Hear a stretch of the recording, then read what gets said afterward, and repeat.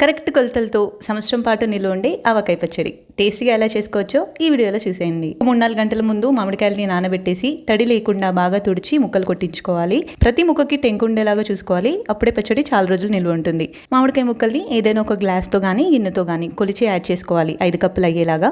ఏ కప్పుతో 5 కప్పులు అయ్యాయో దాంతో ఫస్ట్ అరకప్పు ఆయిల్ యాడ్ చేసుకోవాలి. పల్లి నూనె వేసుకొని ముక్కలకి బాగా పట్టించాలి. ఇలా ముందు ఆయిల్ వేసుకొని మిక్స్ చేసుకోవడం వల్ల సంవత్సరం అయినా సరే ముక్క మెత్తపడకుండా ఉంటుంది. 5 కప్పుల మామిడికాయ ముక్కలకి 1 కప్పు కారం, 1 కప్పు ఉప్పు, 1 కప్పు ఆవపిండి, 2 టీ స్పూన్ల జీలకర్ర పొడి, 2 టీ స్పూన్ల మెంతి పొడి, 1/2 టీ స్పూన్ పసుపు, ఎల్లిపాయలు మనకు నచ్చినన్ని వేసుకోవచ్చు. నూనె ఇంకొక కప్పు యాడ్ చేసుకోవాలి. మొత్తం అంతా కలిసేలాగా బాగా కలిపేసి 2-3 రోజులు ఊరనివ్వాలి. నేను 3 days కి చూపిస్తున్నాను.